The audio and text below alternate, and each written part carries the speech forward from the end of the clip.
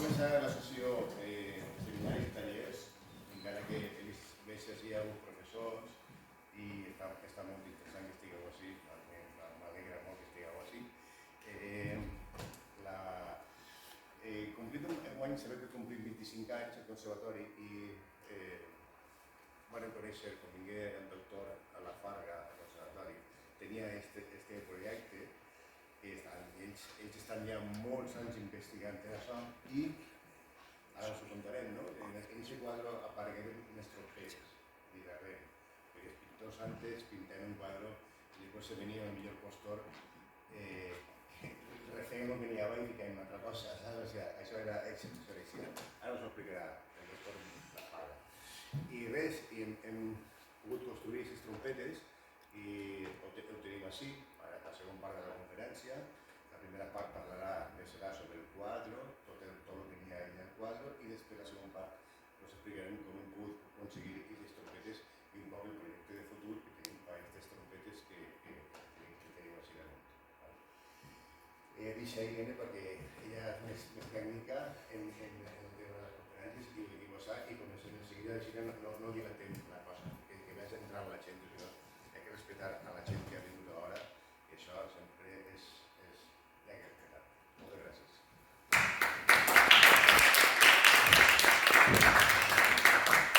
Bueno, pues buenos días, casi buenas tardes ya. Lo mío es muy sencillo y les daremos paso. Simplemente agradecer a las partes fundamentales de esta investigación, los ilustres Manuel La Farga, Vicente Campos, Penélope Sanz, Luis Escribano y Jorge Camarero.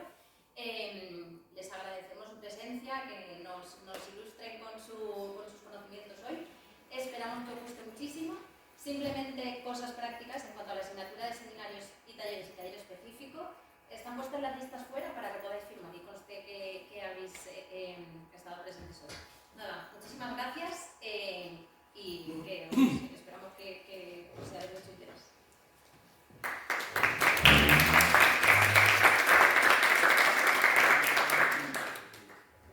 Bien, buenos días. En primer lugar, agradecer a los presentes su participación y también a los medios que nos han atendido y a todas las personas que se han interesado por nuestros trabajos desde hace 5 años. Es un placer para nosotros haber sido los primeros en comenzar a rescatar los sonidos del gran lienzo del Veronés, que coincidió en muchos aspectos con la conclusión del Concilio de Trento, y hacer que sus metales perdidos, como reza el título, revivieran y volvieran a resonar en nuestro pequeño centro. El encargo fue una comisión de los monjes benedictinos de San Giorgio Maggiore, la isla que hay enfrente de la Catedral de San Marcos de Venecia, y iba a estar ubicado al fondo del refectorio. El refectorio es este edificio de aquí, en esta pared que da a la laguna, ahí al fondo. El refectorio es el comedor, donde se come. Pero en este recinto, que era uno de los más renombrados de la ciudad, comían a diario autoridades internacionales de toda Europa, el público que iba por Venecia.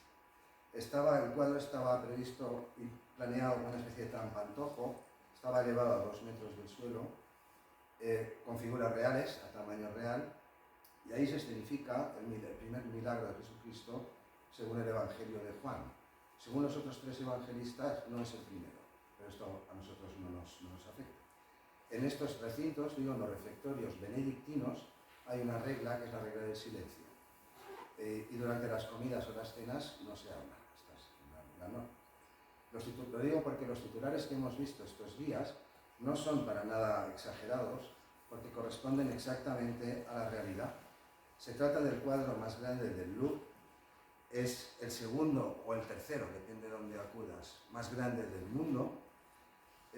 Estuvo dedicado casi hasta el final a Giorgio de Castelfranco, que es a su vez, no lo decimos nosotros, lo dice la historia del arte, el pintor más misterioso de la historia del arte. Actualmente no se ve a Giorgione, yo ahora lo voy a enseñar, porque al final del encargo, que duró 15 meses, llegó Diego Ortiz, el maestro de capilla de la corte de Nápoles. Nápoles era media Italia, era el segundo poder europeo después de la corona española. Y finalmente lo volvieron a enterrar. Ahora me explicaré mejor, porque Giorgione realmente había muerto medio siglo atrás, pero había muerto de peste en el Lazareto. Ahora lo contaré mejor. Decía que no ha habido nada de exagerado en las noticias que han circulado, ni en los titulares tampoco. Todo corresponde estrictamente a la realidad, a lo que hay en el lienzo.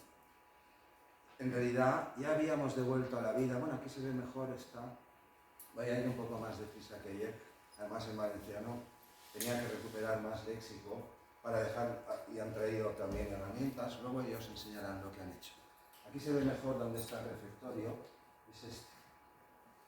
Y en esta pared, a 2 metros del suelo, no sé si lo he dicho, 70 metros cuadrados tiene el cuadro, es pues un poco más grande que lo que hay detrás de la pantalla de periodista. Decía que ya habíamos devuelto, junto con Penélope Sanz y otros compañeros a los que presentaré al final, que no están aquí ahora, a la vida, es una forma de hablar, es decir, a nuestro mundo, algunos de estos personajes muy críticos, como Diego Ortiz, antes había láseres y eran muy prácticos, pero los han prohibido. Este es Diego Ortiz, y aquí debajo estaba Giorgione. Y estos pintores que hay aquí, pintores músicos venecianos, son la Escuela Veneciana de Pintura.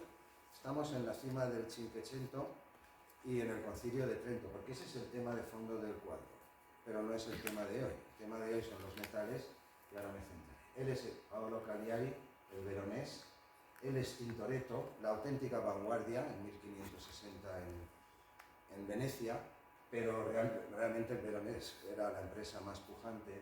Y este señor es Tiziano, el pintor de cámara del emperador y también de Venecia, lo llamaban así, el pintor de los príncipes y el príncipe de los pintores. El caso es que acabaremos devolviéndoles a nuestro mundo, digo a casi todos, porque salvo 4 de los comensales que todavía no sabemos quién son, sabemos quién son todos los invitados. En el cuadro hay 130 personajes, aunque solo 64, la mitad aproximadamente, son retratos. Solo que el contrato de los benedictinos, que sí que se ha conservado, pero no detalla casi nada, exigía que hubiese tantas cabezas como fuera posible. El resto, desde 64 hasta 130 y tantas, son sirvientes, gente que está de espaldas, y está claro que no son retratos. Decía que este no es el tema de hoy, sino que hoy el tema de hoy son los instrumentos de metal, y especialmente esta trompeta en U que hay aquí, que es la que han reconstruido ellos. Y no solo eso, decía porque es el precedente. La trompeta no existía en ejemplares físicos, solo habían quedado, solo hemos conservado 3 miniaturas pequeñas de quimeras, estos personajes mitad humanos y mitad animales, de 1400. 2 son de un rey aragonés, Carlos el Noble, de 1400, y la otra está en una Biblia paduana, llaman, en la British Library, y esos 3 miniaturas eran los únicos ejemplares que había, pero ellos los han reconstruido también. Estoy haciendo este pequeño excurso al comienzo para que quede claro eso por delante, porque uno está en el mundo y oye de todo, en efecto, tanto ruido, que si esto, que si aquello. Todo lo que se está diciendo aquí es real, algunas cosas son visibles en el cuadro y otras son fantasmas en sentido figurado, están ocultas y otras están visibles. Y yo voy a enseñar aquí algunas. También es enteramente cierto lo que he dicho, solo hay esas 3 fuentes, entre ellas la que han reconstruido ahí también, de modo que la primera parte la dedicaré media hora, espero cumplir hoy, no, ayer me pasé, como es tradición, y la segunda media parte, ellos mostrarán sus criaturas a las que han dado nueva forma de la miniatura al mundo físico y por tanto nueva vida. Y por esa razón estamos hoy aquí. Lo que veremos a continuación y oiremos todo. En efecto, es una exclusiva y por supuesto es una exclusiva de carácter mundial. Y a nosotros, personalmente, a Penélope y a mí, y a ellos también, pero a mí especialmente me complace poder ofrecerla con él, con el que estudié cuando éramos jóvenes. Bueno, todavía somos jóvenes, pero de otra manera. Hay muchas formas de estar vivo, de estar muerto, como le pasó a Giorgione, y de ser joven también. Lo digo porque me complace presentarlo aquí, en el Conservatorio Salvador Seguí, que también fue mi maestro, mi profesor, y con eso empezamos. Pues decía Lo voy a acercar un poco más. Esta zona central se conoce también como el Círculo de Oro, por el Anillo de Oro, porque estos señores, los pintores músicos venecianos, no solo ellos, sino en general todos los pintores venecianos de esta época, esto era tradición desde más de un siglo atrás, eran también músicos amateurs. Es decir, no eran profesionales como Diego Ortiz, pero eran músicos, es decir, podían leer tablatura, podían improvisar sobre sus instrumentos y podían tocar en conjunto. Y entre ellos el más diestro, el que está oculto debajo de Ortiz, ese era Giorgio de Castelfranco. Todos ellos llevan un anillo de oro en su mano izquierda, salvo Tiziano, que lleva dos. Tiene uno en la izquierda al final del mástil y otro aquí en el pulgar, que nosotros creemos que está representando al dos veces, no voy a decir muerto, mal enterrado, sepultado, Giorgio. La primera vez fue en la fosa común del Lazareto y la segunda vez fue bajo los pigmentos muy caros del Veronés, porque en el contrato eso también se exigía, que se usara lapislázuli y pigmentos de lo mejor de lo mejor. En aquel personaje que tenemos, digo, todos llevan anillos menos el músico napolitano, que nadie sabía quién es, y desde hace 250 años lo estaban confundiendo con Tintoretto. Tintoretto es el violinista, por decirlo, es una viola de gama, pero da igual. Y el personaje que vemos allí, que ahora lo mostraré, él es Giorgio de Castelfranco, el pintor más emblemático de Venecia, desde el Cinquecento hasta nuestros días. El Leonardo veneciano, como lo definió Giorgio Vasari. Lo que le pasó a Giorgione, y así después no me entretengo más, fue que en 1510, 52 años antes de que empezara el encargo, enfermó de peste, hubo una plaga y lo llevaron al Lazareto, una pequeña isla donde aislaban a la gente. Si mejorabas en 40 días, te devolvían a la ciudad y te devolvían tus pertenencias. Y si no mejorabas, morías allí. De modo que el pintor más emblemático de Venecia, compañero de Tiziano, que Tiziano sí que le conocía, alumnos de Bellini, estamos hablando de la crema de la escuela veneciana, pues murió en la fosa común rodeado de cadáveres anónimos. Y no pudo tener el derecho que todo veneciano tenía. Los venecianos tenían un derecho, y era el derecho a una misa cantada a tu muerte. Aunque te murieses en la más absoluta miseria, si estabas inscrito en el censo, la ciudad te pagaba una misa cantada. Y eso es lo que voy a mostrar en un primer momento. La historia del cuadro es compleja, porque esta es la formación que vemos hoy, el Consol de Violas da Gamba, pero desde la primera que estoy describiendo, no la he descrito. La misa típica veneciana fúnebre era un clavecín, dos cantadori di morti, es decir, dos monjes de cualquier confraternidad de la ciudad que cantaban gregoriano, y si había un poco más de dinero o alguien lo ponía, dos cantantes profesionales y entonces cantaban polifonía. Y eso es lo que hay ahí debajo y lo que mostraré en un momento. Y como el colega de todos ellos y amigo personal no lo pudo tener a su muerte, pues finalmente decidieron representarlo aquí. El asunto es que en 15 meses que duró el encargo, el Veronés tuvo que sustituir la misa original, la que voy a mostrar, hasta en 4 ocasiones, por consors sucesivos, que los voy a enseñar, hasta llegar a la actual.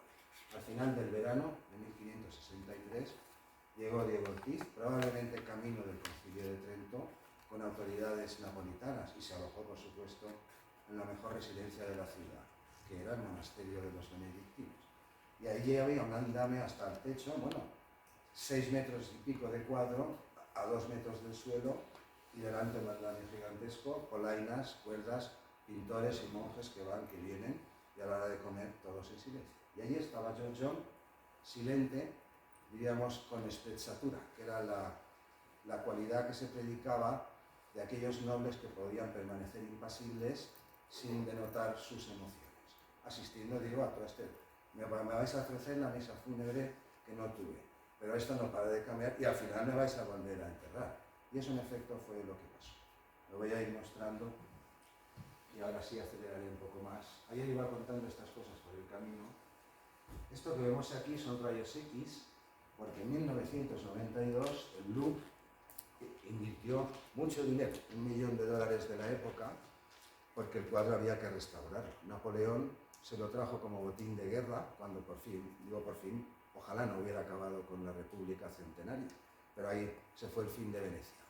En 1798 lo cortaron en dos, el gran lienzo, todo, y se lo trajeron para Francia. Pero después, durante las dos guerras mundiales, que sobre todo en la segunda, lo plegaron, lo empaquetaron en cajones y anduvo más de un año, Dios sabe cuánto. Había que hacer muchas cosas, invirtieron mucho dinero. Hicieron rayos X de todo el lienzo, hicieron una réplica exacta que ahora está in situ, donde estaba el original, en la iglesia de San Giorgio Maggiore. También publicaron este gran libro, y en el libro hay reproducciones de los rayos X. Esta fue la segunda resurrección de Giorgione. La primera fue cuando el Veronés lo plantó ahí, pero después lo volvieron a ocultar, y esta fue su segunda. Y lo que estamos haciendo nosotros ahora es la tercera. Todo se andará. El caso es que de la zona central de músicos, que es lo que estamos viendo, sí que publicaron los rayos X con bastante detalle, pero claro, eso es un tinglado, 4 consos sucesivos, manos que van, manos que vienen, diseños que nunca fueron completados. Era un problema muy severo, muy serio, pero solo era un problema. De modo que pensamos que, en realidad, Diego Ortiz me chivaron quién era, a ver, después lo contaré.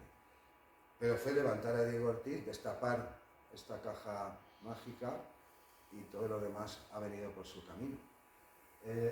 No había otra manera más que echar horas, de modo que invertimos casi 3 años, 2 años y medio, sin perdonar ni una tarde, pero muy a gusto. Y bien instalados, observando los rayos X, lo dibujé todo. Y monté las piezas de todos los modos posibles hasta que al final lo entendí. Y si no lo hubiéramos entendido, pues no nos hubiéramos metido en tanto lío, con reconstruir alguna trompeta, decir quién era Ortiz y ya está. Pero como lo entendimos, pues ahí empezamos a publicar. Y esta es la historia de nuestras aventuras. Todas estas cosas que estoy contando, y unas pocas más que contaré, se pueden descargar libremente en nuestra página web. La he puesto antes ahí, www.theweddingatcana, en inglés, .org. Salvo las publicaciones, nos han hecho caso. Con el Louvre hablamos y nos contestan, aunque tardaron 3 años. Pero no se mueven. El Louvre es una entidad muy grande. Pero uno de los editores de Cambridge nos ha hecho caso, Vicente y Luis nos han hecho caso, la Universidad de Padua nos ha hecho caso, y en Baltimore, en la conferencia de este año, también nos acaban de aceptar 1 y quizá 2 publicaciones sobre esto.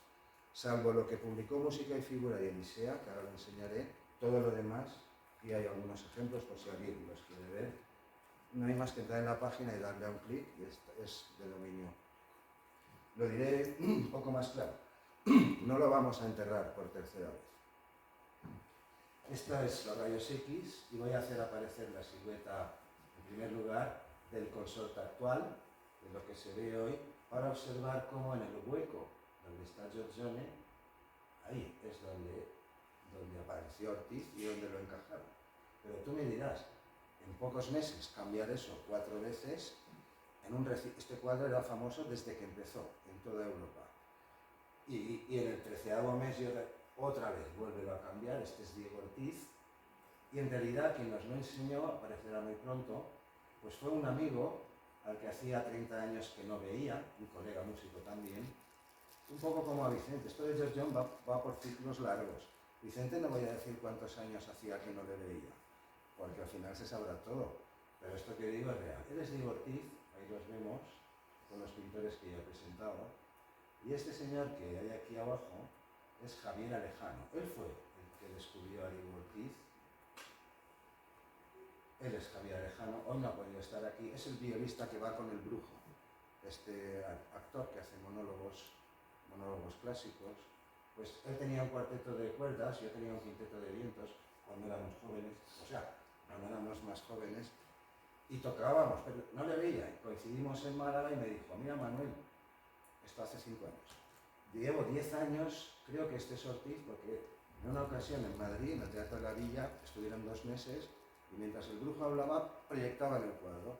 Y Javier miraba al fulano y yo, este le conozco. Dice que hasta el cabo, un mes y pico después, un día dice, es Ortiz, se fue al libro, este es el Tratado de Glosas de Ortiz, Este es el único retrato que había de Ortiz hecho por los hermanos Dorico, los editores del Papa. O sea, es un grabador fiable. Y nuestro amigo común que ya falleció, Enrique Renard, un profesor de composición, un gran compositor, que era de Cullera también, pues cuando le enseñamos él dice, claro que es Ortiz, no hay más que salir a la calle. Tú sales a la calle y le preguntas a ¿es Ortiz? Claro que es Ortiz. Bueno, esto ya lo hemos publicado hace tiempo, nadie lo ha discutido, no lo van a poder desmontar porque es que es Ortiz, no hay otra. Vamos a avanzar un poquillo, ya este deshachaje, pero después la presentaré. Aquí vemos los rayos X otra vez y voy a ir a hacer apareciendo sobre los rayos ciertas siluetas. Esta es la silueta de Giorgione, como lo pintó el Veronés en el primer consort y también en el segundo, que era de Laudes. Los Laudes también era la atmósfera fúnebre veneciana, pero ahí ya cambió un poco la cosa. Y después hubo dos de violines, que mostraremos uno en un momento. Giorgio de Castelfranco, bienvenido al Conservatorio Salvador Seguí de Castilla. Hacemos un poquito más. Este es el primer consort, os decía, la misa fúnebre típica veneciana. Pero aunque este laúd es nuestra licencia, nos inventamos solo para mostrar que el diseño con óvalos era un procedimiento geométrico muy frecuente, igual que muchas, digo, triquiñuelas con cariño del oficio. Este señor no eran chapecillas por los errores que voy a mostrar ahora, era un fenómeno. Para transformar unas cosas en otras, probablemente es que en un mes se lo hicieron cambiar otra vez todo por cuarta vez. Hay un autorretrato que ha salido al comienzo, de un año antes, donde Paolo Cariari todavía tiene pelo. Y en el cual, no digo que sea por eso, pero coincide en el tiempo. Y año y medio después en el cuadro ya no lo tiene. Decía que, por ejemplo, este perro está construido con 4 raquetas de tenis o laúdes, que es lo mismo, al revés, es fácil verlo. Esta es nuestra licencia, pero todo esto está ahí, un clavecín, 2 instrumentos de pulso mudos o caídos o muertos, en clave manierista, 2 monjes, Cantadori di Morti, que todos los monasterios venecianos tenían, y si había un poco más de dinero, 2 cantantes profesionales, que en este caso eran Tiziano y Tintoretto. No estaban ahí, en origen estaban aquí, y de hecho las siluetas coinciden. Y aquí vemos a Giorgione con su laúd impasible, silente, porque estaba muerto, y con la espessatura característica de la nobleza de la época. Permanecer impasible frente a los acontecimientos del mundo. La silueta del clavecinista que está aquí, claro, aquí lo que se ve, ahora lo mostraré otra vez, es un artefacto, parece un cyborg incoherente que no produce sonidos armónicos. Un violista con las piernas cruzadas, la cabeza así, la mano del mástil que se le ve entera, eso es imposible. Pero desde que Giorgione volvió a la vida por segunda vez, pues nadie se aclaraba con los malditos rayos X, hasta que empezamos a publicar. El cuerpo del clavecinista original no es más que el cuerpo de Tiziano invertido, si tú le quitas el manto. En realidad lo he dicho al revés. Primero se pintó a sí mismo como clavecinista y cuando tuvo que desmantelar el consorte original, entonces generó a Tiziano y después lo recubrió con un manto. Voy a pasar a la siguiente. Aquí hay una cosa más curiosa, que no me quiero entretener. Por ejemplo, el monje que hay detrás es la manga actual de Jesucristo. Y del monje que hay delante, que sostenía la partitura del cuarteto vocal, ahora veremos una cosa curiosa.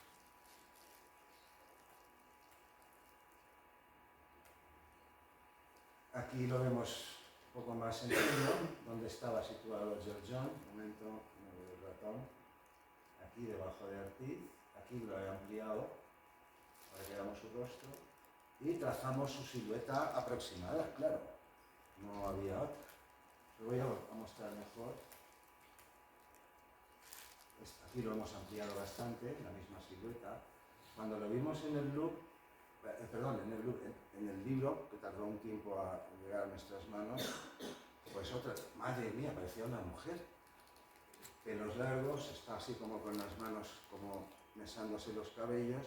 Lo que faltaba, otro lío más, en mitad de la escuela veneciana, una mujer. Pero fue casi inmediato, hay testigos de esto. Fue la nariz, que yo de eso entiendo bastante, voy cargado. Yo había visto a George John meses antes en su propio autorretrato, pero como había muerto medio siglo antes, ¿quién iba a pensar que estaba ahí?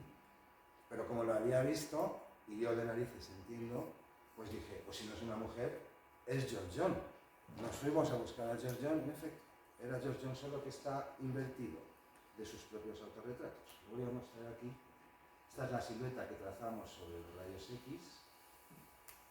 La voy a desplazar fuera y voy a mostrar a George John según él se pintó a sí mismo.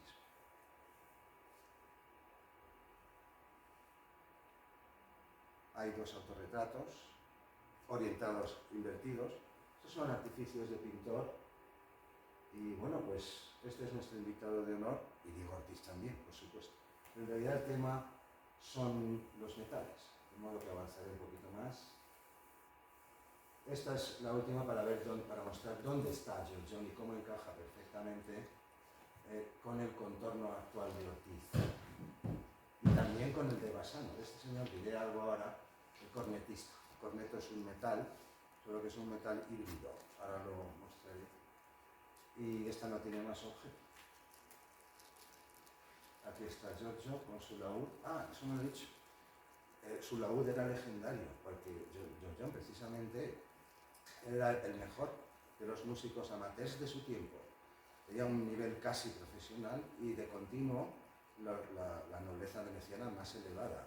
Taddeo Contarini, Gabriele Marcello y otros, ahora no me viene a la cabeza, le llamaban continuamente para que participase en sus fiestas.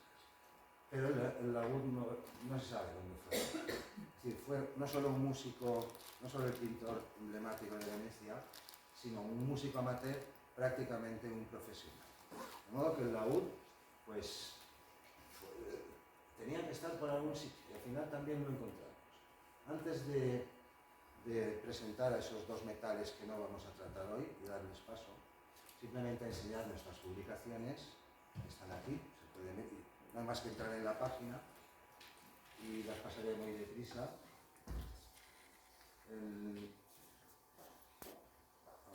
Aquí. Aquella es la primera, aquí no firma Penélope porque hay dos también son de nuestro equipo, por razones de autores y número de autores, pero sí Javier Arejano, quien descubrió a Ortiz, quien lo encontró, y Teresa Schaffer y Natalia Aragón. Esta nos la aceptaron en Luca en 2019, un mes antes del pandemiazo, no sé cómo calificar eso. Menos mal, porque si no, no vamos a Luca y, bueno, hubiéramos ido por otros caminos. Aquí el que nos presentó fue Ian Feldman, uno de los editores de Cambridge, de Historia de la Música, que también participaba en la organización. Este, en cambio, es un relato escrito sencillo, de forma amena, sin tanta complicación ni tecnicismos, donde cuenta lo mismo que estoy contando ahora, en un tono literario. Es bilingüe, los dos son bilingües. Hay tres más por aquí. Bueno, esta es la conferencia que he dicho de Luca, que organizaba la Fundación Luigi Boccherini, como los americanos de Baltimore. Hacen muchas conferencias continuamente, congresos de Renacimiento, y allí estuvimos. Y gracias a eso, la revista Música y Figura nos publicó este y uno que ya debía estar impreso, pero no ha llegado a tiempo. En el de este año hay otra entrega de esta historia fantástica. Las acabo de enseñar y paso a presentar al Epifanista y a los. Aquel es el que nos publicó Elisea, es más corto, es más breve, también no circula libre, pero en fin, solo era una reseña de en ese momento a qué punto qué estábamos haciendo y en qué invertíamos el tiempo. Este es el que he dicho, de la Universidad de Padua, donde estudiaron casi todos los invitados al banquete bíblico. Ahí no hay romanos, hay venecianos. Son los más altos prelados favorables a la paz con los protestantes, una paz que nunca pudo llegar y algunos de ellos pagaron con su vida. Pero hoy no voy a decir nada más de eso y en el futuro todo se andará. Sabemos quiénes son, sabemos por qué están ahí y vamos a seguir hablando. La última, es una de las últimas publicaciones. Aquí vemos las tres posiciones del Veronés, cuando estaba como clavecinista, el cyborg incoherente, cuando se retiró más atrás y sostuvo 2 laúdes, y finalmente cuando avanzó a su posición actual, para la última formación de violines y para la actual, con violas de gamba.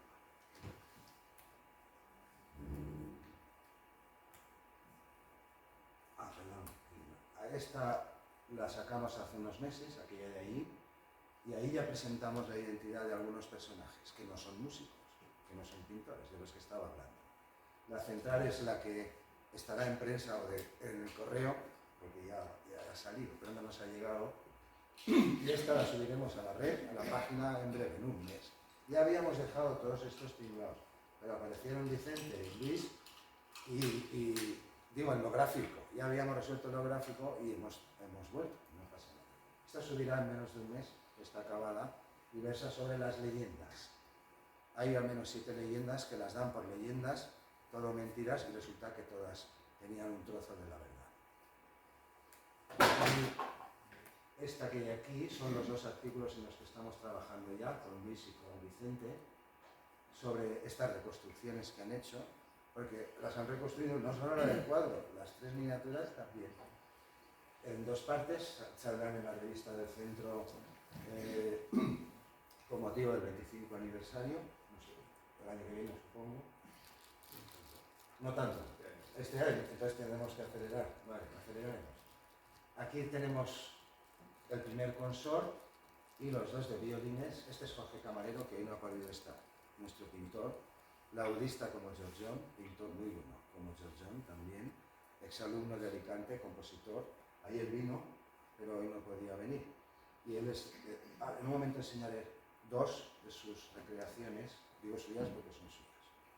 Yo solo me he limitado a pintar, a resilvetear y a entender lo que el veronés estampó en el cuadro, que no me he inventado nada. Habrá errores, por supuesto.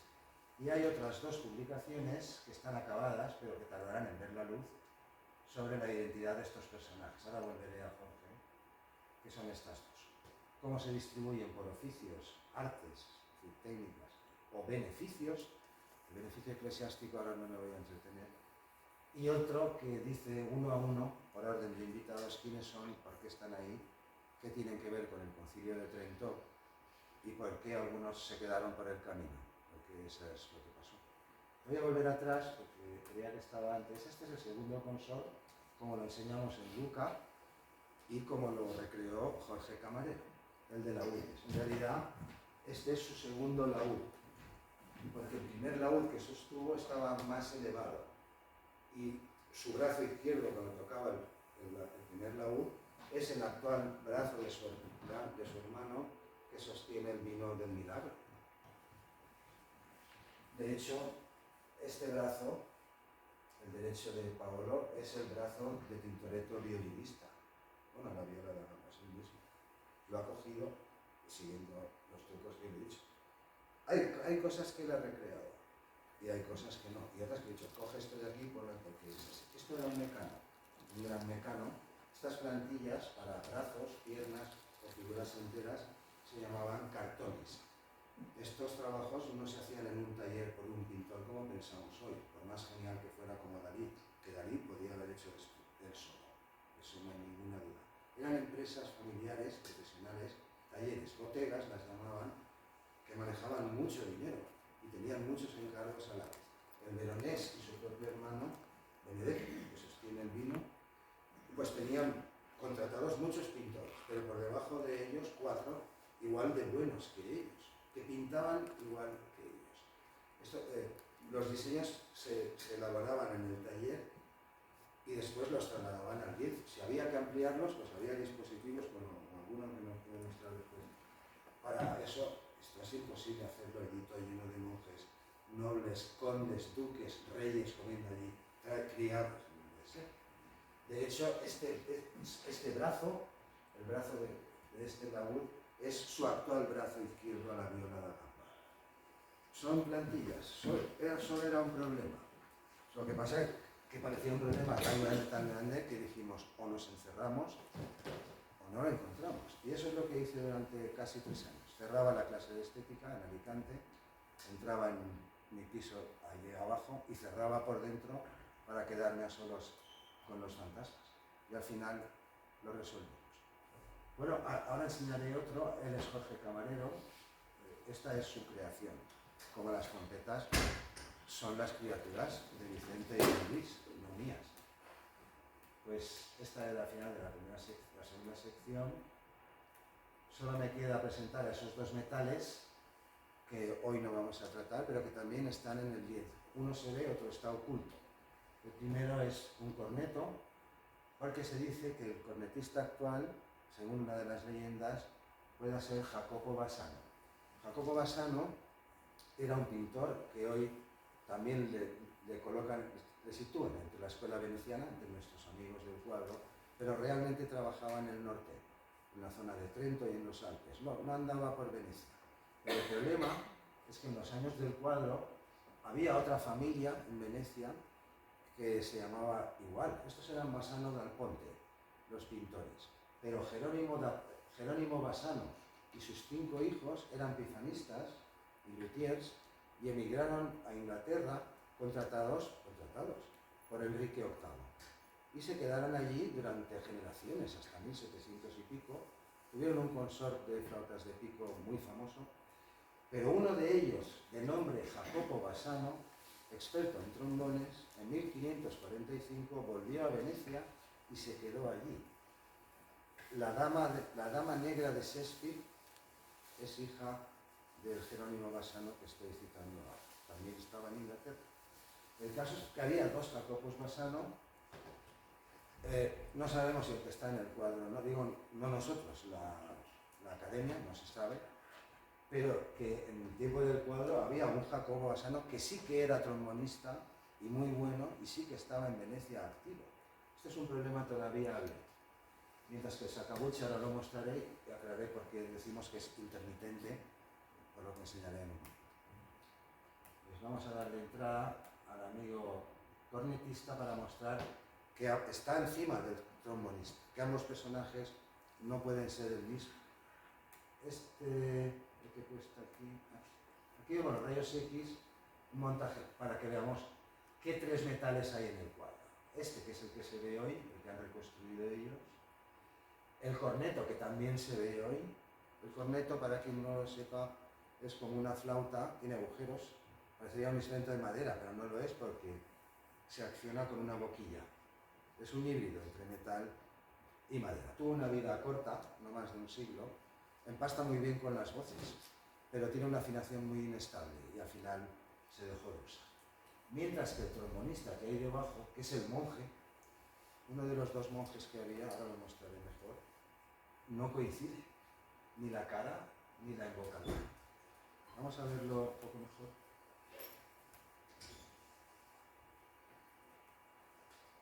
Aquí vemos algo de lo que dice. Estos 4 dedos que asoman por detrás del presunto Jacopo Bassano da Ponte, que quizás sí, no, esos 4 dedos no son de nadie. No son del bufón. Si fueran del... tienen uñas. Y están así, porque si no este dedo sería más largo y es al revés. Sería Mr. Fantástico. Para estirar el brazo así y el brazo, no son del bufón. De hecho, le salen por la espalda, no es la izquierda de Bassano al corneto, le salen por la espalda. Todavía vemos aquí un trozo de la campana del trombón incrustada en el hombro de Bassano. Pero esos dedos, ¿de quién son? Esos dedos son del monje que sostenía la partitura en una misa fúnebre original de Giorgione. De hecho, todavía se ve la partitura. Es que no llego ahí, pero ahí se ve el contorno. Es decir, ocultaste la partitura, ocultaste al monje, pero no ocultaste los dedos. O si los ocultaste, los volviste a recuperar. Para eso no tenemos una explicación. Las prisas podría ser, oye, que en el último mes ya venga otra vez, no quiero ser gráfico, claro, estaría el veronés hasta los prefrontales de los monjes y de los venecianos. Pero claro, aquí se ve claro lo que estoy diciendo. Este monje, en origen, sostuvo la partitura del cuarteto de 2 cantatori di Morti, más Tintoretto, que estaba aquí, más Tiziano, que estaba aquí. Y cuando lo desmanteló, este tuvo que desaparecer. Pero después lo recuperó como trombonista. Y si aquí hay un trombón, esos dedos no pueden estar ahí. ahora lo mostraré mejor. El trombón todavía se ve restos de la vara, porque al final las cosas afloran. Vamos a verlo un poco mejor. Por eso le llamamos intermitente, porque estuviste primero, después no estabas, después volviste con un trombón y al final te devolvieron tus dedos.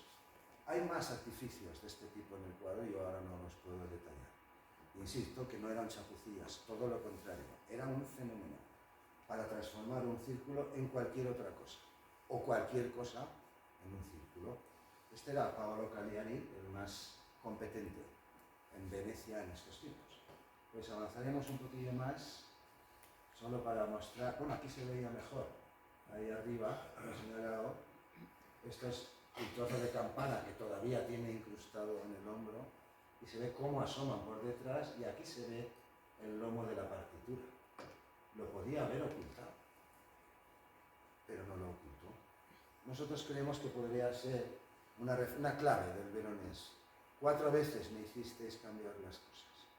O 4 cantantes teníais, no sabemos qué es, pero a lo mejor, con paciencia y una caña, si hemos averiguado tantas cosas, a lo mejor está también la pescamos, ya veremos. Voy a avanzar un poquillo. Aquí se ven en los rayos X el presunto Bassano. Ah, y este se me olvidaba.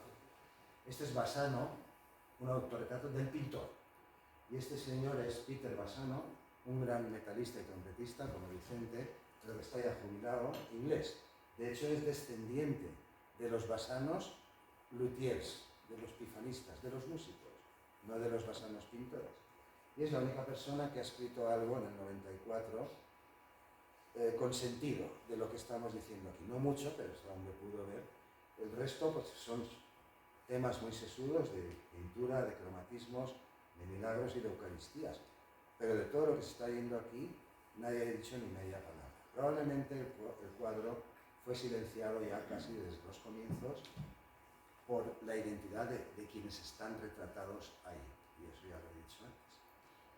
Pues había que hacerle justicia también a Peter Bassano por ser metalista, por ser el primero en atreverse y por lo que dijo. Aquí, esta es la que decía, aquí vemos los rayos X del cornetista, esto es el negativo de los rayos, estos son los rayos X, este es su negativo.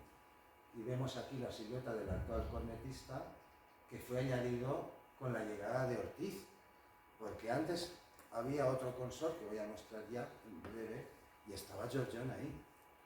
Giorgione no tocaba violines, pero acabó tocando violines, y cualquiera sabía que Giorgione no era violinista, pero eso es lo que pasó, ya lo contaremos mejor.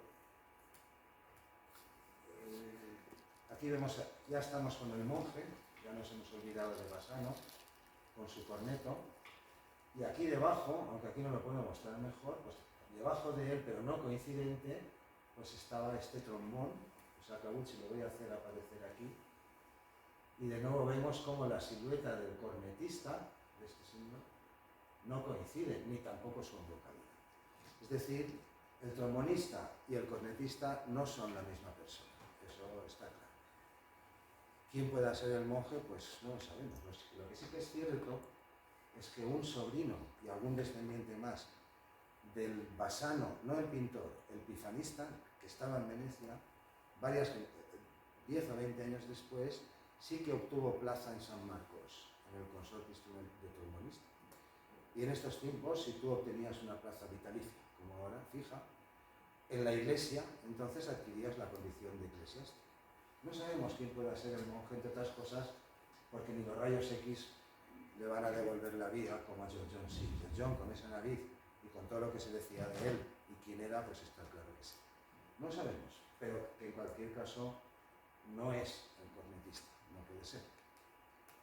Pues creo que estoy al final de la serie, sí. Este es el consort último de violines sin los metales, el que vio Ortiz cuando llegó. Y aquí se aprecia muy fácilmente como cuando esta viola da gamba, que ahora es un violín con trabajo, yo ya le he quitado la banda de barniz, en el cuadro original actual es más grande. Y se ve como el violín de Tintoretto está cortado, pero aquí se aprecia perfectamente como era un violín con trabajo. Todo no se ve en los rayos X, pero muchas cosas sí, muchos trozos. Y las que faltan solo es una cuestión de solo era un problema y en eso se ha traducido. Aquí lo vemos sobre los rayos X, lo que decía, cuando es un contrabajo el violín se ve entero. Este es nuestra conjetura, este no se ve, no está claro, pero es la única opción que le quedaba al veronés para ocultar su antigua cabeza. Esta es la cabeza del clavecinista. El clave está aquí, aunque yo sé que ahí no se ve bien. Esto es una mesa con un cajón demasiado grande para guardar nada. Esto era un clave, esto era un teclado. Y la mano izquierda del veronés, la que creían que tocaba una viola tipo, un monstruo incoherente, solo era la mano izquierda del clavecinista. Esta es la auténtica.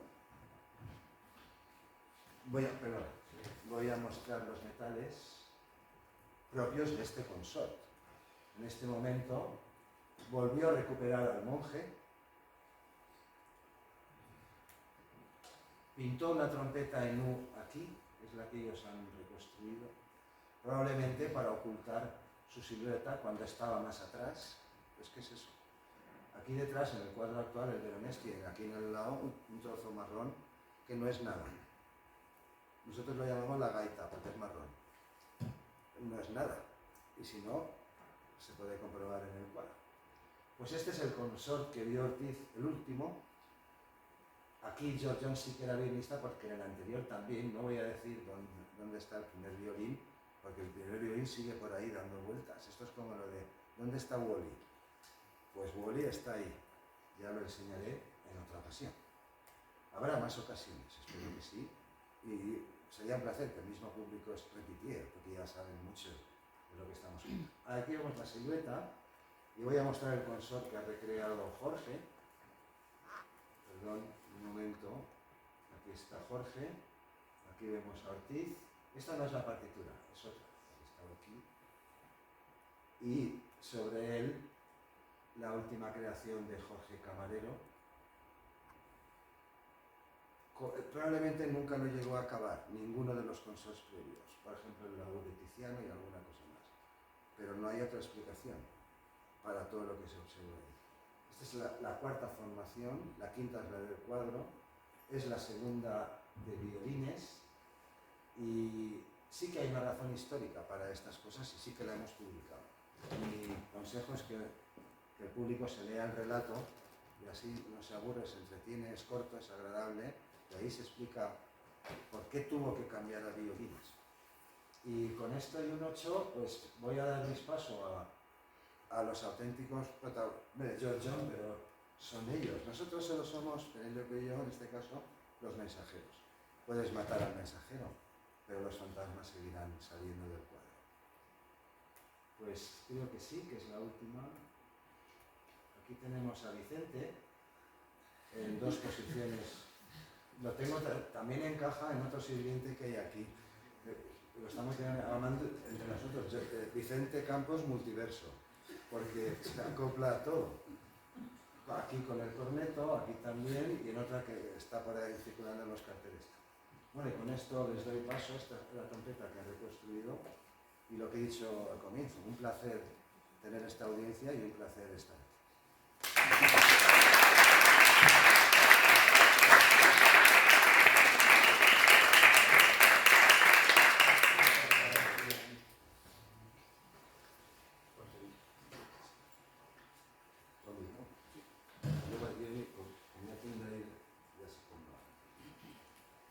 Bueno, después de esta magnífica exposición de Manuel, se nota que el trabajo que está haciendo durante 5 o 6 años, él y Penélope, cuando llegó Manuel este año aquí al conservatorio, pues nos vimos después de hace 30 años, sí, es verdad, o más.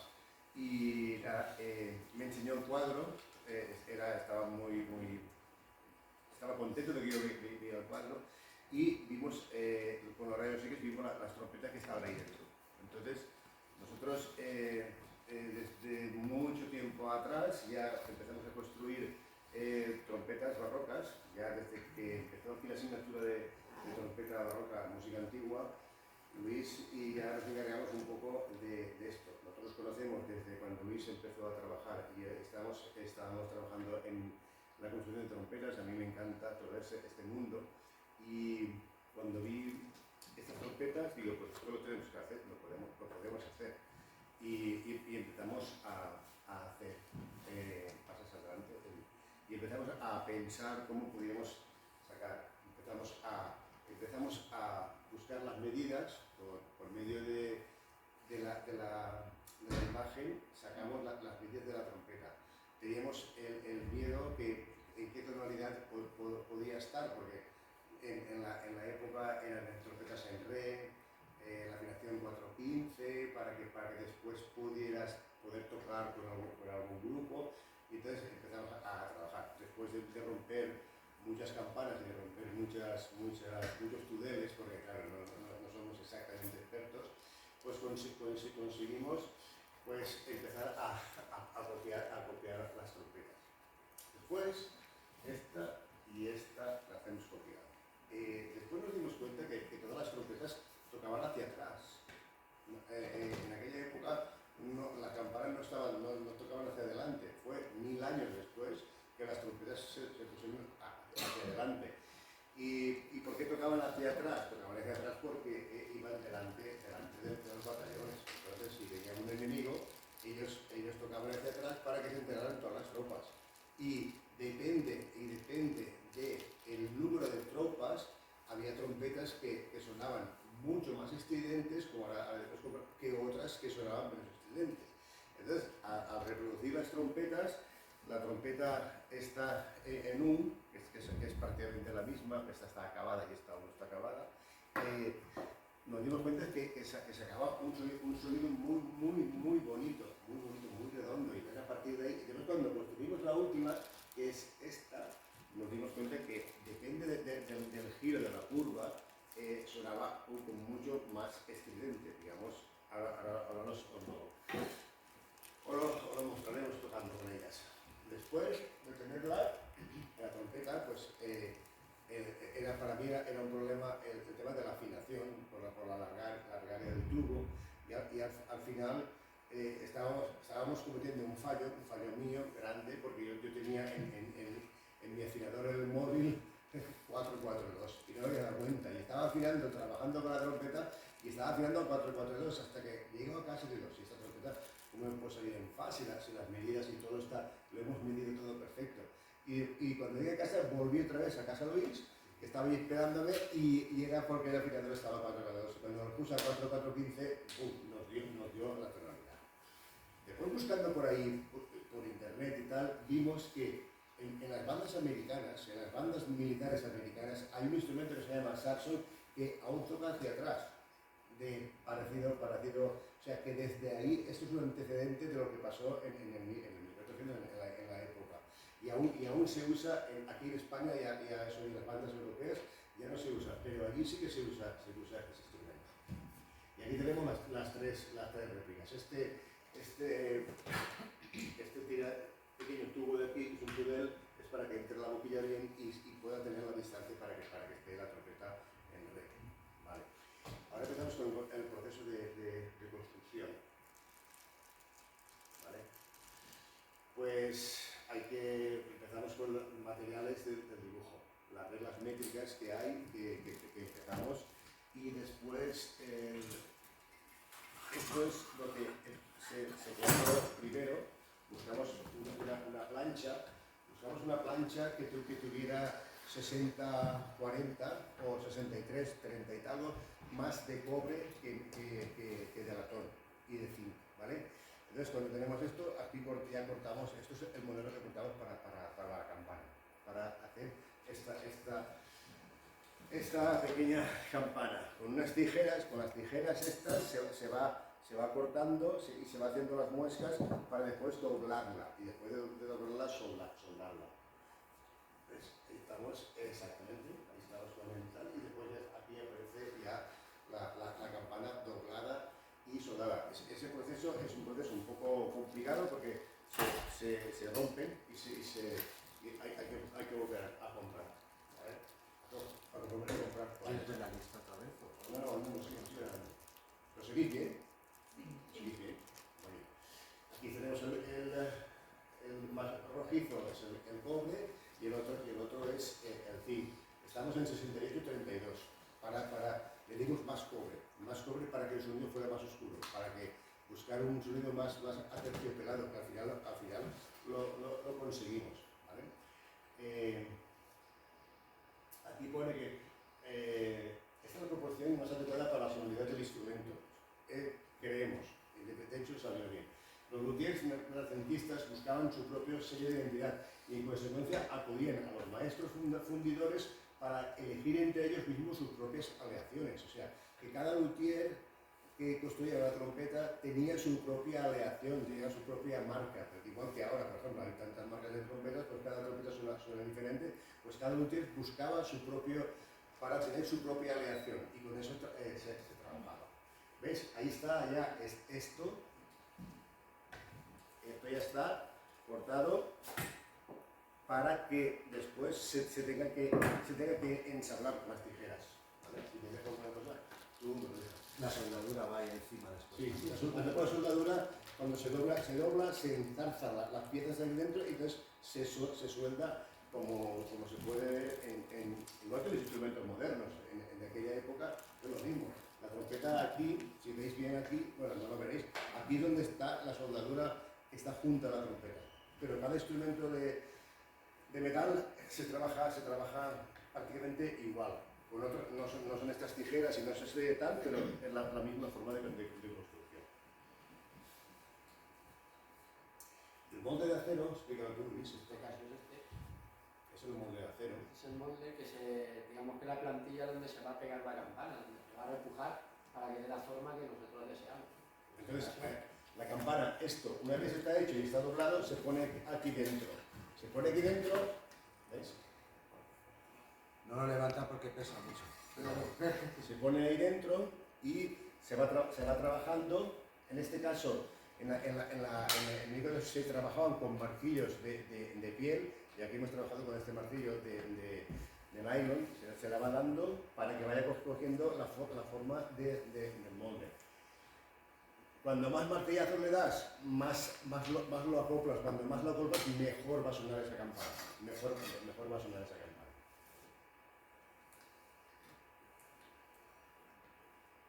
El martilleado se utiliza también hoy en día en todas las construcciones de los instrumentos de metal. Cuando más martillados están, yo una vez estuve en Japón, en la fábrica Yamaha, y había un señor trabajando, martilleando, y cuando este señor era un expertísimo, y tenía a 4 allí mirando cómo martilleaba para cuando se jubilara este señor, entraba otro que estaba ahí y iban entrando, tenían ya 4 generaciones preparadas para que nunca fallara el martillado de las campanas, porque ahí está el secreto del instrumento de metal, en la proyección de las campanas.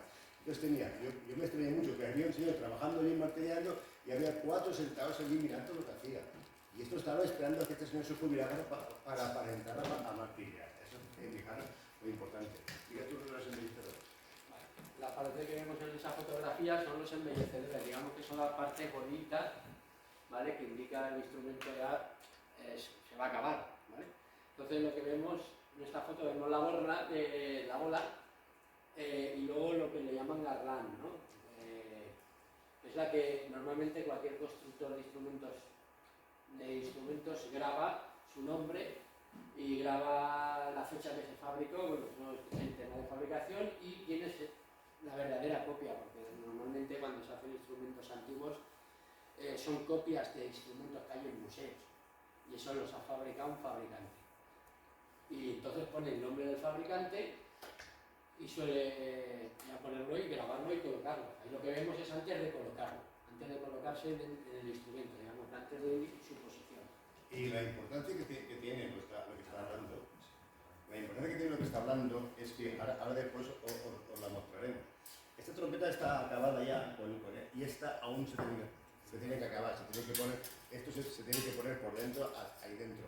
Porque después, ahora os lo explicaré, esto influye mucho en la sonoridad del instrumento y sobre todo en estos instrumentos que son tan pequeños, porque la distancia, si no, después del instrumento se saldría como, ahora después escucharéis la explicación. Y entonces la guirnalda, esto y el acabado de la campana, que es todo esto, después influye. Y prácticamente pues no pesa nada. Hay uno de cobre y hay uno de latón. No pesa nada, pero influye mucho después en la sonoridad del instrumento. Ahora después, cuando toquemos, lo veréis. Adelante. Sí, había un taladro ahí que vas a enseñar. Sí, ese tipo de herramientas es un taladro que se hacía para perforar, digamos en este caso cuando se hacen los agujeritos aquí para taladrar, se coge y se taladraba. Pero claro, hoy en día en taladros normales no vamos a usar El antiguo. el antiguo, claro, esto les iban dándole subiendo y bajando y iban haciendo, pues, claro, El agujerito. eso no existía Con mucha paciencia. Pero no hoy existía. pero hoy está la placa en que... Claro, ahí está la máquina. Por eso, y en este caso, pues un punzón también, que no está, pero para marcar lo que son los agujeros, ¿no? Digamos que lo poníamos sobre la pieza y se iba marcando, y a partir de ahí ya se tardaba. Ahí estamos diseñando con un compás la guirnalda. Se está diseñando. Esto se supone que es la borla, ¿vale? Esta, las dos partes que se hacen dos cuencos pequeñitos y luego se unen. Enseñamos que es la obra. La borla, digamos que es esta parte.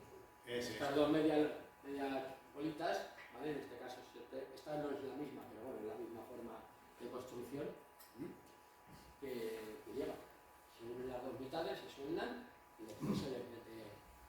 Ahí vamos buscando la posición. Exactamente. Ahí se está buscando que la bola tenga la posición adecuada. Ahora, después también, cuando toquemos, os lo explicaremos. Depende de dónde está la posición, el instrumento suena de una forma o suena de otra. Si está más hacia abajo o está más hacia arriba, puede cambiar totalmente el instrumento. Vale. Se le suele poner un refuerzo y tú, claro, si la borla tiene que ir, digamos, aquí se le hace un tamaño más, el agujero diferente y se le hace. Entonces nosotros pensamos que donde mejor sonaba, digamos, los armónicos era ahí, en esa posición, en esa medida. Que es lo mismo que en una trompeta, veis vosotros hoy en día, que entre la campana y los pistones hay una cosa que une, se llama entre dos.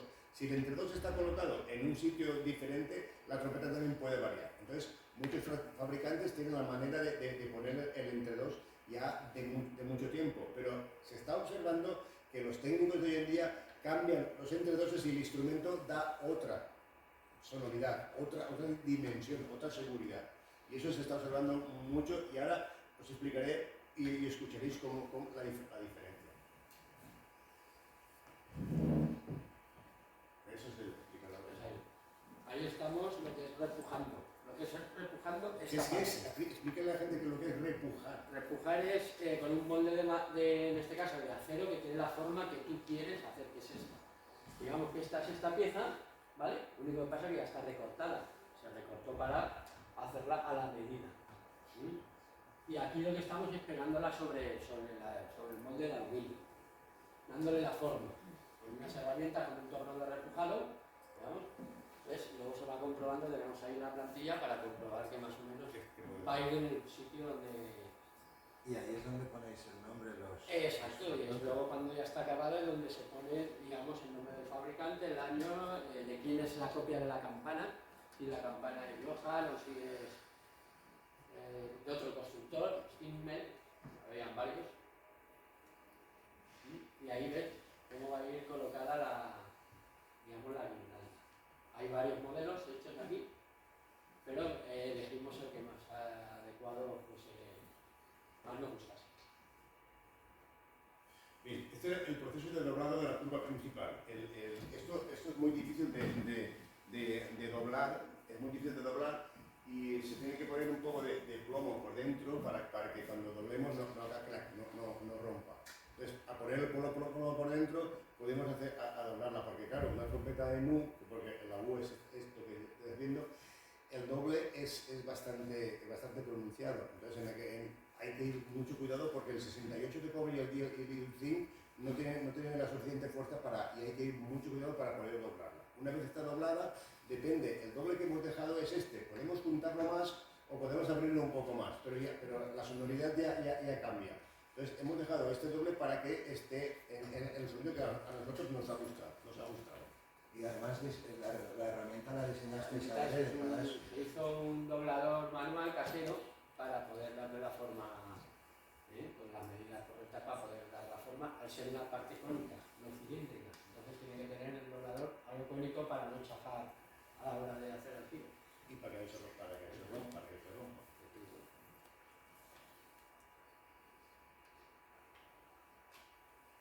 Bien, aquí está la campanilla terminal a la izquierda, insertada dentro de su molde a falta de los embellecedores, y en el centro están los embellecedores acabados y pulidos, listos para ser insertados en la campana. Y derecha ya la trompeta de Nu a imitación de una de las tres fuentes conservadas. Ya está terminada. Boquilla. Había que... No podíamos utilizar una boquilla de hoy en día para sonar este instrumento. Entonces hicimos una copia de una boquilla del barroco. Es una boquilla del barroco está totalmente plana, donde le puso una cazoleta para que diera la sonoridad. Esta boquilla se ha hecho exclusiva para esta trompeta. Y yo, por ejemplo, que soy trompetista moderno, digamos moderno, no puedo estar mucho tiempo tocando con esta boquilla porque esto me chafa el labio y se me hincha muy rápidamente, porque es totalmente plana. Entonces, hacer plana no tengo la sensación de mi labio está acostumbrado a otra y no puedo. Pero sí, para hacer una pequeña demostración sí que puedo tocar un poco para que lo veáis. Pero es muy complicado tocar una obra con esta boquilla. Chafa el labio y es súper... No sé en la época cómo podían aguantar tanto tocando los conciertos que tocaban. No sé cómo lo podían aguantar. Y ya está. Y la afinación no sé. Sí, la afinación he hablado antes que hemos buscado la afinación en re para futuros proyectos para que se pueda meter dentro de una orquesta barroca de hoy en día.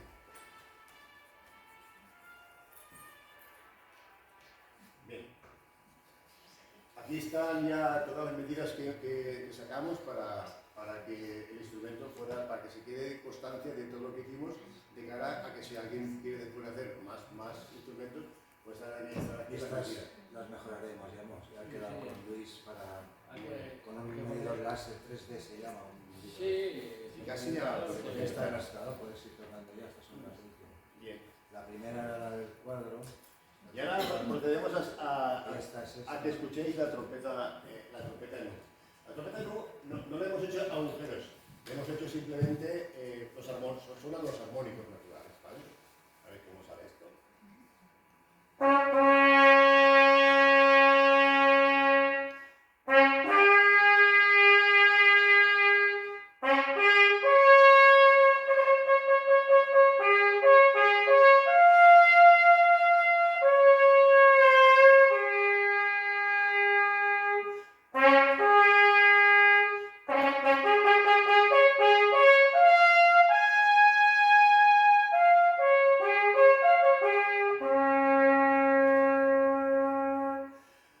Este era el sonido que saca esta trompeta, que como veis es un sonido muy redondo y tal. Ahora, por ejemplo, cojo esto y lo desplazo un poquito de donde está, mirad cómo cambia.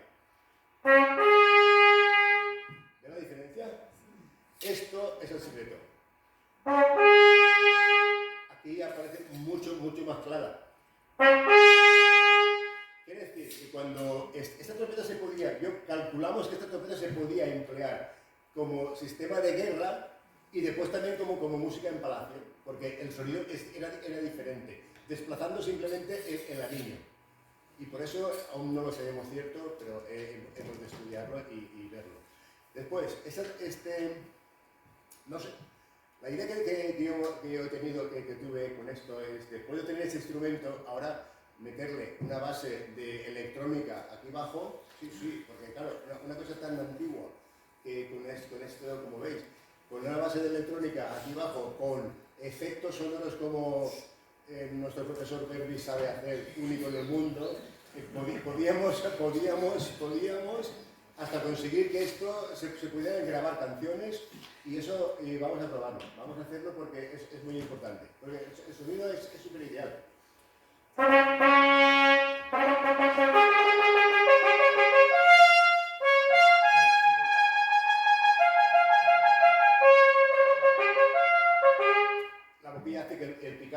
se haga muy exacto. Y después con esto, vamos a ver, ya os iremos contando como el final de todo esto, porque es interesante. Después, la trompeta de... Ahora vais a ver esta. Esta trompeta, enséñala dónde está, enséñala... Ah, la miniatura de... Esta, mira, aquí. ¿Ves? Esta trompeta, al tener esta curva pronunciada, por eso entendemos que, ahora cuando la escuchéis, y esto que le hemos puesto aquí, un poco de hilo para que mate un poco la curva. Pero daros cuenta, no tengo que tocar mucho, si no se me carga el oído. Esta era el que iba delante de las tropas, y cuando veía un enemigo hacía... Y se enteraba hasta la cuarta legión de romanos que estaba ahí detrás.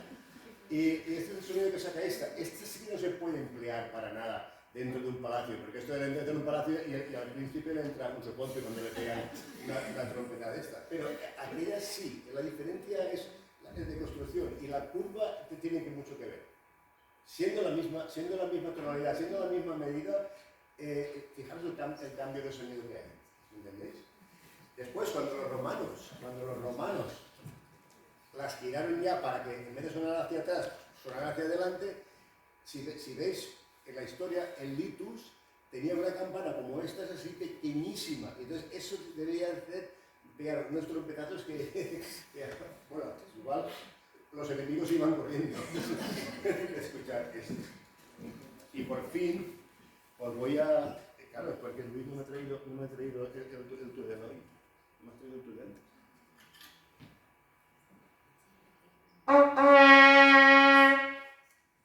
Esta trompeta es la misma, lo que pasa es que no está acabada, ni está repujada la campana, ni tiene el embellecedor.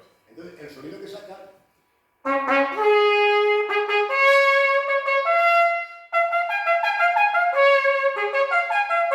Digamos que armónicamente está peor, está, digamos, más fuerte que esta.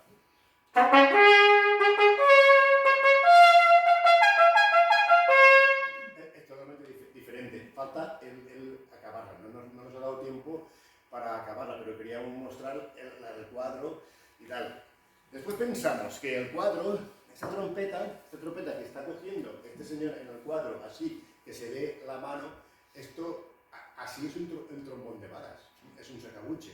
Entonces no sabemos si el sacabuche, eso tenemos que comprobarlo, el sacabuche que pintó el pintor en el cuadro, a lo mejor cogió esto y como decía Manuel, que hacían cosas... La misma plantilla, igual la dobló y dijo, ahora le pongo esta trompeta. Y esto así es un sacabuche, le falta la vara y ya está. Lo que pasa es que en el cuadro el sacabuche está cogiendo la vara así, y eso no es la manera de coger la vara, eso tenemos que investigar un poco más. ¿Por qué coge el sacabuche así? Cuando el sacabuche se toca con la vara y se coge así, ¿me entendéis? Él lo coge así. Y Manuel antes ha explicado, esto es un sacabuche, yo le iba a decir, esto es la forma de cogerlo, no es un sacabuche. Y al ver esta trompeta, es el sacabuche invertido, pero claro, no lo sabemos, hemos de averiguarlo. Pues creo que estás al final, a ver si queda bien. Y nada, ha sido, no sé, se pueden tocar varias cosas, lo que pasa es que siempre son armónicos.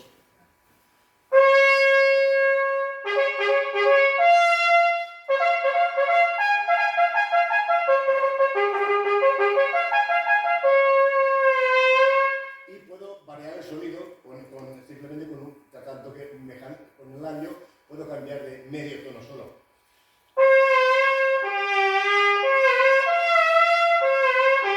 Pues con este juego pretendemos hacer algo.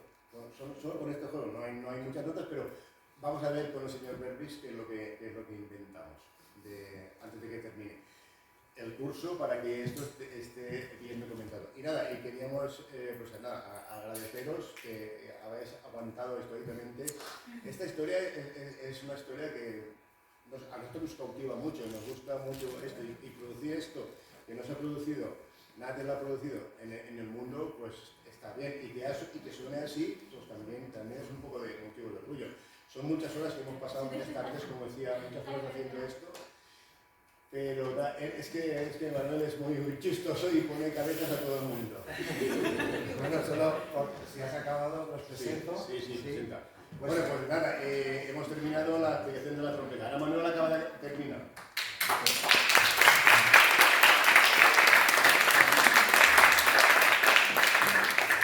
Solo son los colaboradores del equipo, el equipo desde sus comienzos.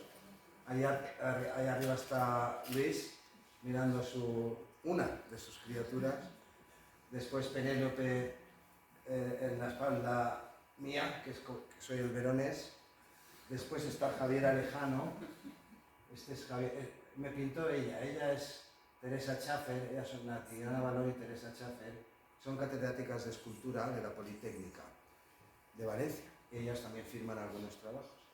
Y fue ella la que acabó colocando, me recortó así que parezco un poco cretinoide, pero supongo que para adaptarme a la cabeza del bebé. Penélope está sobre Andrea Schiavone, otro pintor que no he mencionado antes, que nació el año que murió George John, en 1510, y murió un mes después del encargo del cuadro.